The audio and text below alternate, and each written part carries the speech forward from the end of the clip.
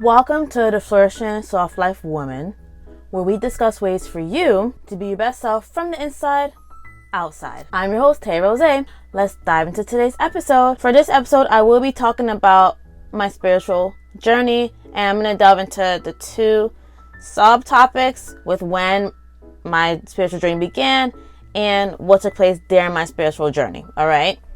So if you want to hear more about it, then tune in. But first, I'm going to talk about when my journey began. Now, technically, this started in April 2024 when I would watch Above Inspired. I watch Above Inspired.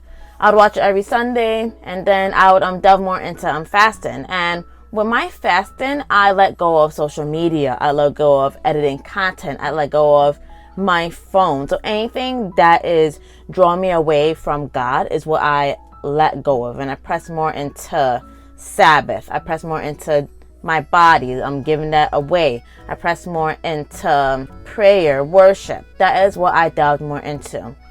But then in August of 2024, that was when I got saved. Okay. Now, it was my first time going to this church. This church it is Pentecostal. And so it was another public speaker that was in this church. And so I decided to go up there and get saved. And I could tell you that being saved and having a pastor pray over you, it is the best feeling ever. Okay. So I felt really good. I felt great devoting my life to God. And I can say that I've always devoted my life to God, but it wasn't a huge shift like how last August did it for me. Okay. So that was when I decided to do that. So that was when my journey began. So now I can delve into what took place during my spiritual journey, starting in April 2024, but I got saved in August 2024, just to be clear. I like to clarify because some people are going to say, wait, it doesn't make sense. It does make sense because you can delve into your journey before you get saved and before you get baptized. Like, this is all. So being saved and knowing about God before being saved is like a prerequisite before being baptized. But I can delve into that further, but I don't want to keep going with it. I can talk about it another time, but let me know in the comments if you want to hear about that. Let me move into what happened during my spiritual journey. So during my spiritual journey, I went through a declutter season, and that is still pending. If you watch my previous episode of the Flourishing Soft Life Woman, you would have heard me say that I plan on going through my makeup stash again, which I can give you an update that so far I have eliminated one primer that I was not using, and I eliminated some liquid blushes that I no longer use. All right, so I am starting on it. It's not heavy like how I would like it, but little by little I am getting rid of some makeup that's in here. And during my declutter season this April, I also decluttered jewelry, clothes, and other accessories. So anything that was not connected to my spiritual journey or that was not connected to God was what I would let go of. And anything like this in particular is something that I'll press more into because it is more pleasing to the eye for God, and you're attracting the right attention and never the wrong attention. I will talk more about finding your own aesthetic in a future episode. But for now, just note that I had to go through that declutter season with my clothes, with my jewelry, and other accessories that was no longer connecting with myself, and that does not connect with God, definitely. Okay. With my spiritual journey, I'm doing more thoughtful spending. All right. So I'm not spending my money on any random foolishness. Okay. I'm spending it on my necessities and not on anything that I want. That includes me limiting my shopping on Shein. I would say my entertainment is different too. I don't even go on my SoundCloud anymore because my SoundCloud has all the previous music before my spiritual journey.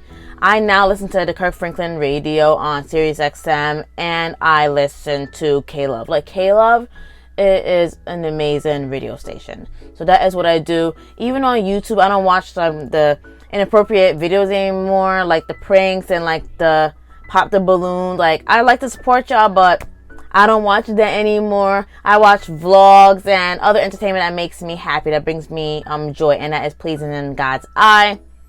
I start now to meditate on the word, and I start listening to sermons first thing in the morning. I can say that one sermon I listen to is Joyce Meyer. She's my picker-upper, and then I listen to the short Jesus prayer, and before that I listen to the daily Jesus prayer. I like to keep my mind set and focused on what is to take place before I go to work, because work can be trying for not just myself but for a lot of other people.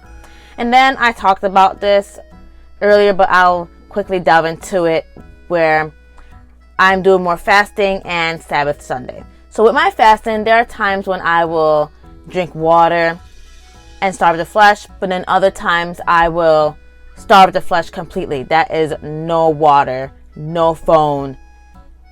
I'm fully devoted to my fasting. And there is a time when I stop, but I could delve more into that in a future episode. If you'd like to know more about that, let me know in the comments below. I'm just going really fast because I'm on one notch on my camera and I want to get this episode in. So now I'm going to wrap it up with my closing statement. Now this scripture is from Romans 15:14. Now this is in the book of Romans chapter 15 verse 14, where it says, "And I myself also am persuaded of you, my brethren, that ye also are full of goodness, filled with all knowledge, able also to admonish one another." Now this is the King James Version. Again, this is the version that I trust. So now, with that being said, my interpretation behind it is that you will be okay with all the changes that are taking place. Alright? I know it's going to be tough, and it usually is the first time around, because you have to let go of so much that is of the world, and then you have to press more into what is God, but it is worth it at the end, if I'm to be very transparent with you. Alright? The time is now to change. It's now or never. And I would recommend you choose now to change. Alright? I'm going to wrap it up right here. If you have any other topics that you would like for me to discuss, let me know in the comments below. And for my next episode, I'm going to be talking about decluttering the past, where it's not little bits of me talking about what I decluttered. I'm going to delve further into all that I have decluttered. Alright, so that's that. Thank you for joining me today on the Flourishing Soft Life Woman. Make sure you subscribe and you turn on your notifications to be on the lookout for the next episode. I'll see you then.